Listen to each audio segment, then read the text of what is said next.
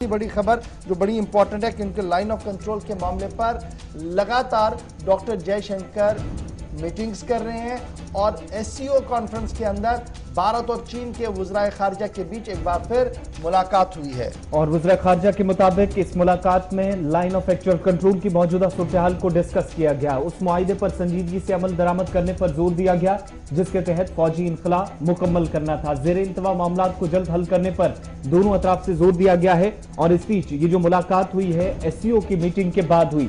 दोनों फरीकों ने मॉस्को में सितंबर 2020 में दोनों के दरमियान मीटिंग के बाद तय पाए जाने वाले जो मुआहिदे थे उस पर सख्ती के साथ, संजीदगी के साथ अमल दरामद करने पर जोर दिया ताकि दोनों फरीकों की जो अफवाज है उसको उन इलाकों से पीछे हटाया जा सके जहां पर हकीकी कंट्रोल लाइन पर खतरात काफी ज्यादा थे। और ज़ेरे इल्तवा मामलात को फौरी तौर निपटाने पर भी बात हुई है। तजाकिस्तान की दारुल हुकूमत दुशंबे में मशरकी लद्दाख का मामला डिस्कस हुआ है। भारत के वज़ीर खारजा सुब्रमण्यम जयशंकर और वांग यी चीन के वज़ीर खारजा जो इस मीटिंग का हिस्सा थे अपने अपने मुल्क की नुमाइंदगी कर रहे थे।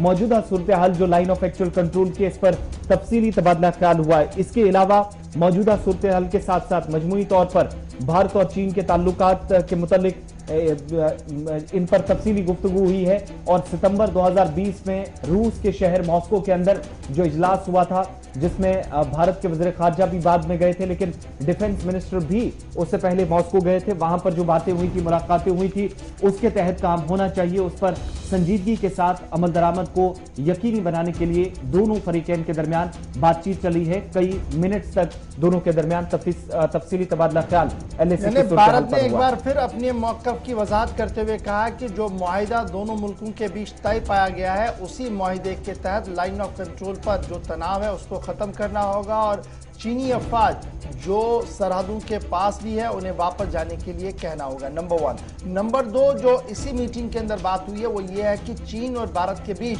राब्ते और रिश्ते तब तक बेहतर और मजबूत नहीं हो सकते हैं जब तक लद्दाख के तनाव का हतमी हल नहीं निकलता है। और फिर तीसरी बड़ी बात जो इस कॉन्फ्रेंस के हाशिए में हुई है वो ये है कि न सिर्फ चीन के वजीर खारजा के साथ मुलाकात हुई है बल्कि दुशंबे के अंदर अफगानिस्तान के वज़ीर खारजा के साथ भी बातचीत की है डॉक्टर जयशंकर ने, जिस दौरान उन्होंने साफ कर दिया है कि अफगानिस्तान के अंदर क़याम अमन के लिए जो भी किरदार भारत ने निभाना होगा वो वाजिया होगा और गैर मबहम होगा।